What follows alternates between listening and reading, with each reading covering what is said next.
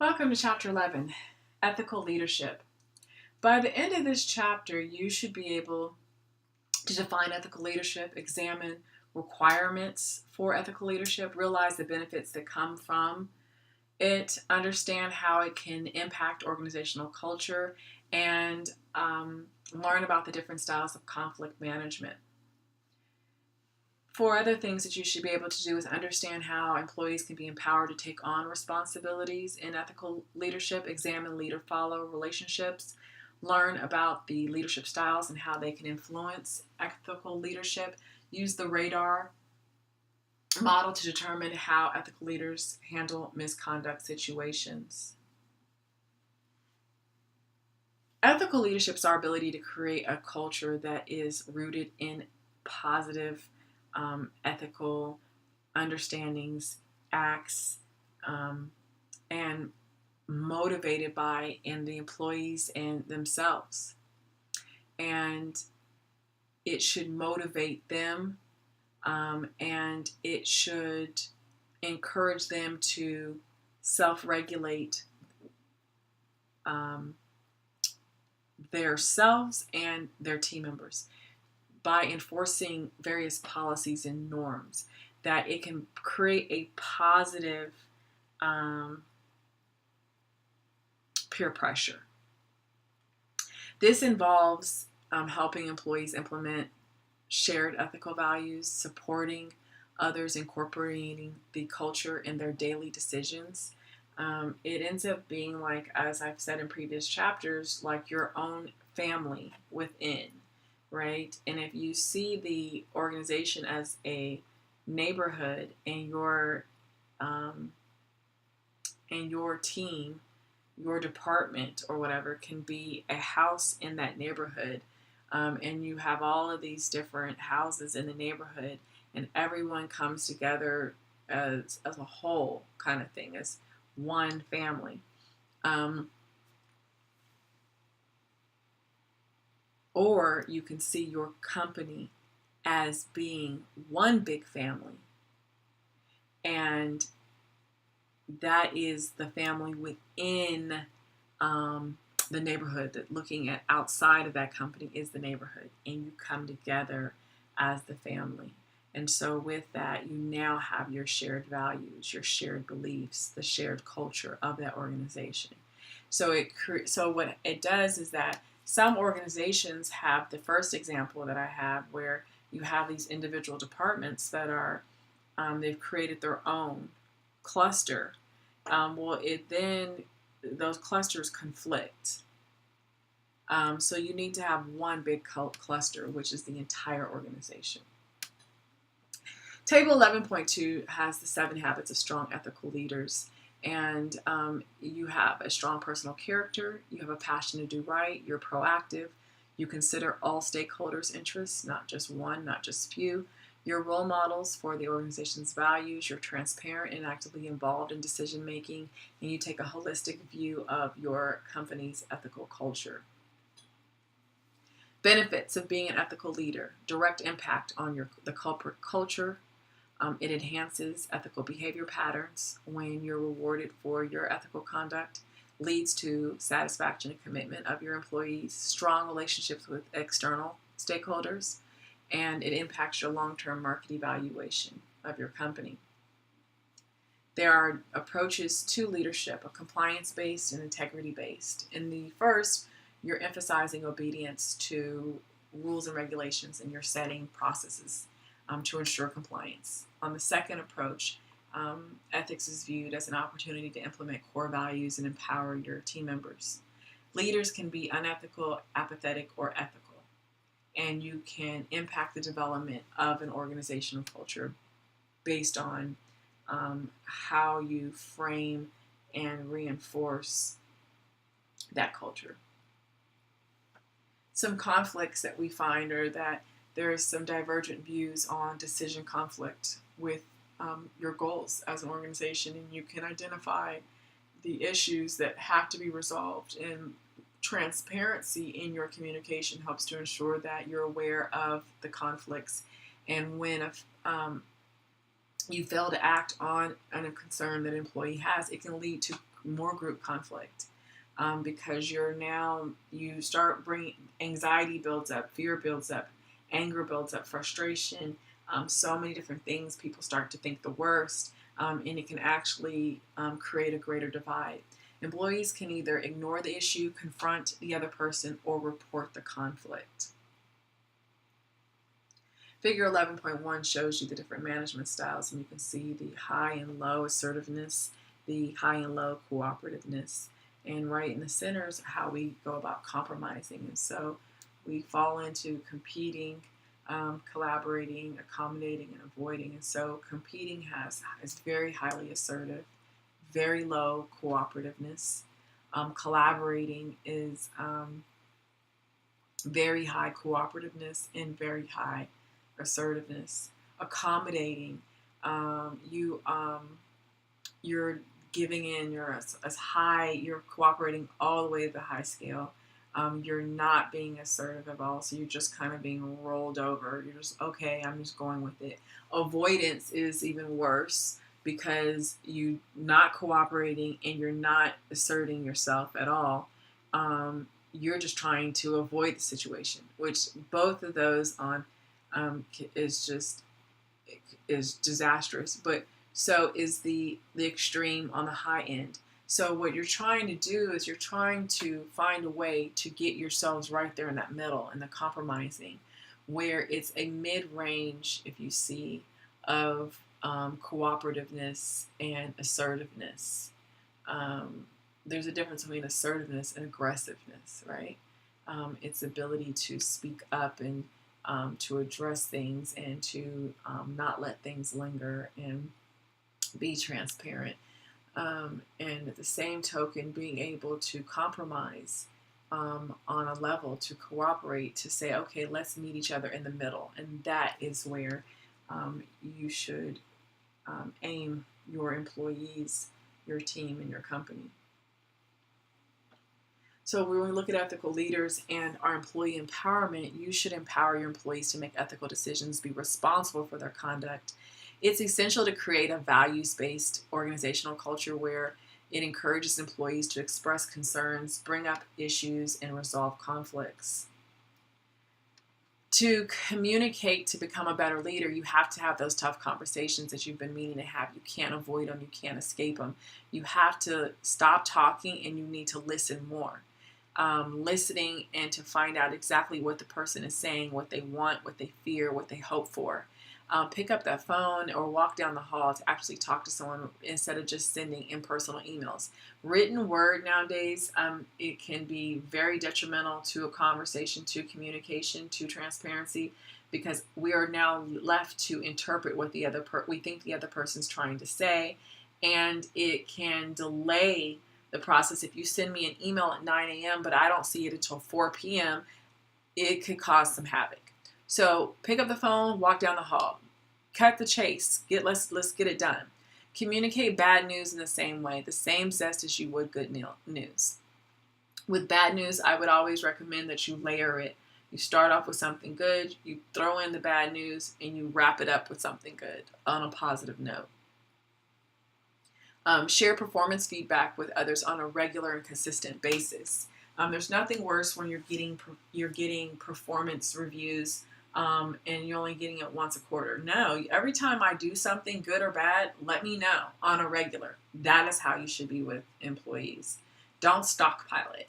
Because what happens is if then you stockpile it and you give me a bunch of bad news at one time, I'm going to think that you've been waiting to attack me, and I'm going to be on the defensive. Something else is to be purposeful and thoughtful in how you communicate. It's being mindful of walking in the shoes of the other person, looking through their lens. How would you want someone to communicate something good or bad to you? Ask for feedback so you can improve your skills. It's the only way that you're going to do better and be better is to get feedback on how well you are addressing other people. And then work on your blind spots and your leadership abilities. We all have weaknesses. Work on trying to improve those weaknesses, because as a leader, the areas that you're weak can actually be a detriment to others. And so you need to work on those areas that you're not mindful of. It's no different than driving a car. A car has blind spots. Some have more blind spots than others. And so you need to always be mindful of where those blind spots are, so that when you switch lanes, you don't accidentally hit someone who was in your blind spot and you get mad at them because you didn't see them, as though somehow they just shot up when they'd actually been riding right there in your blind spot. You just didn't see them. Same thing in leadership. You need to be mindful of those areas that you just don't see, your weak points, and work on those. Figure 11.2 has 4 categories of communication: interpersonal, small group, nonverbal, and listening. In our leader-follower relationships, it's key that we focus on congruence in our communication. And that's when our leaders and followers share the same vision, ethical expectations, and objectives for the organization. You help leaders avoid social isolation by mutually beneficial relationships that can be created by listening, giving respect, and providing feedback to employees consistently and regularly. Ethics programs and communication that help to communicate the values of the company to the employees through your code of ethics and ethical training. Both formal and informal communication can assist in building the leader-follower relationships. We have power differences in workplace politics in every organization, big and small. And employees can ignore, observe misconduct at work if their concerns are not addressed appropriately. So if you're like, oh well, it's not my problem, I've got my own issues. Or if you feel intimidated by power differences, you avoid communicating with the leader because you feel them as being all powerful and they have the potential to, punish you in a way. So you just kind of, you ignore the misconduct and just hope it doesn't splash back on you. Workplace politics can involve gossip, manipulation, playing favorites, taking credit for another person's work. It is absolutely maddening to me. There's always workplace politics, right? You always have a person who seems to be on the good side of the manager or on team members or things like that. They seem to be able to get the CEO to call them by their first name. Playing favorites is an issue with me, because I don't feel that a manager should ever have favorites. It's like a parent saying they have a favorite child. Like, that's kind of disturbing. You could say you have a child who doesn't give you as much, headache, or you kind of click with them because you kind of share the same wavelength. But to say you have a favorite is kind of like, wow, I'd hate to be the kid that's not the favorite. Same in the workplace. If there seems to be a person who always gets the vacation times, they always get the bonuses, they always get the accolades, that can lead to lower morale, higher turnover, negative behaviors among employees. It's just very disturbing. The gossip needs to stop. The grapevine that can send great news out but can send worse news out, that can spread like a social media viral video, can just disable in a group, an organization. Manipulation on either way is a bad thing. And taking credit for another person's work, this is something that a lot of team members do and a lot of managers do. And what it does is that it creates infighting, either competitively or physically. It can lead to violence. So we need to unravel that layer by layer in organizations. Feedback is so vital. It occurs both informally and formally. Informally is just having the regular conversations. Formally, it is the actual reports and surveys, reviews, things of that nature. And so having an employee to leader feedback is vital.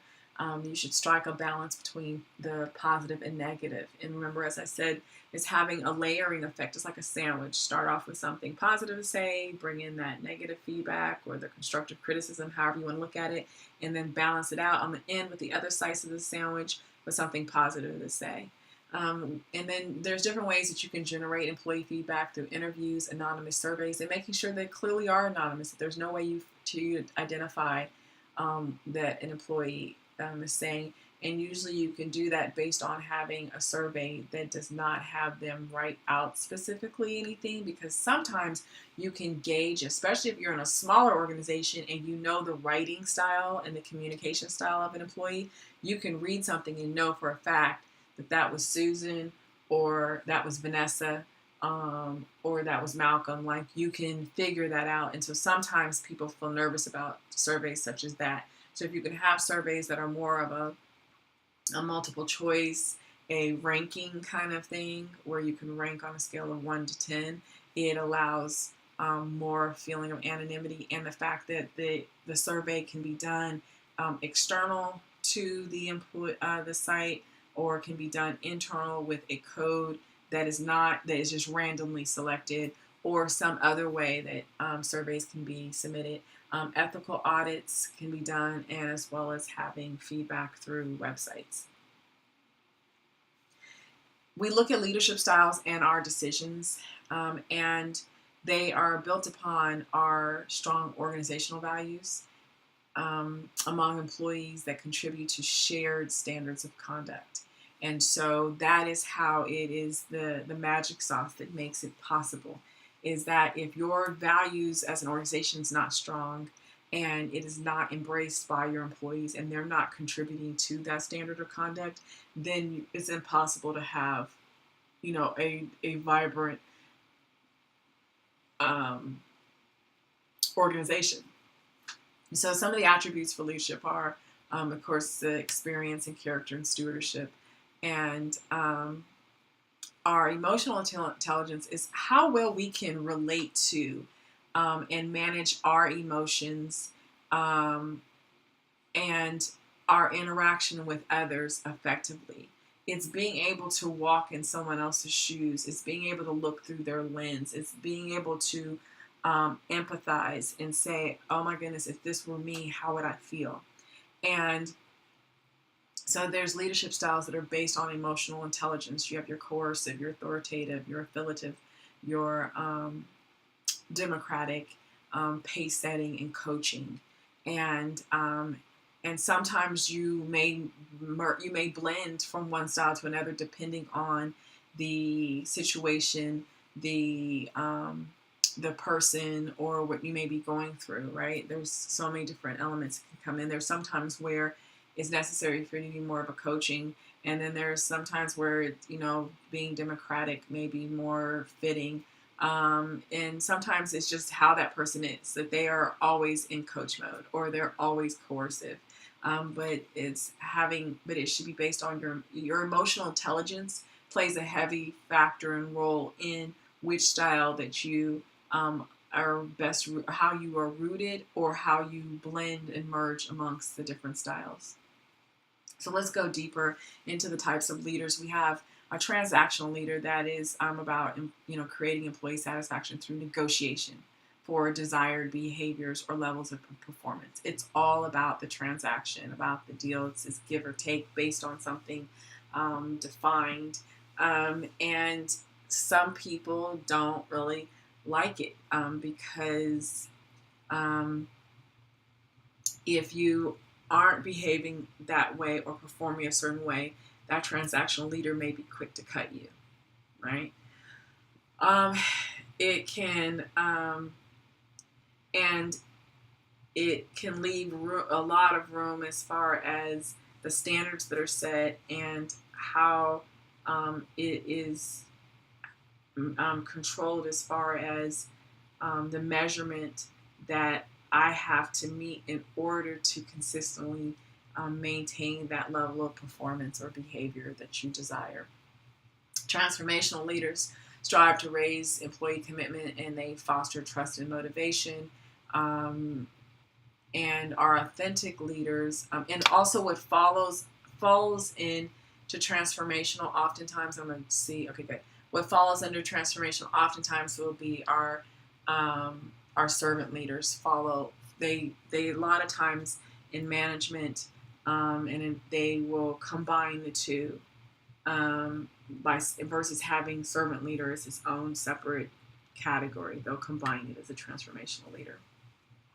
Authentic leaders practice corporate values daily, and they form long-term relationships with their internal and external stakeholders. And so these are the three.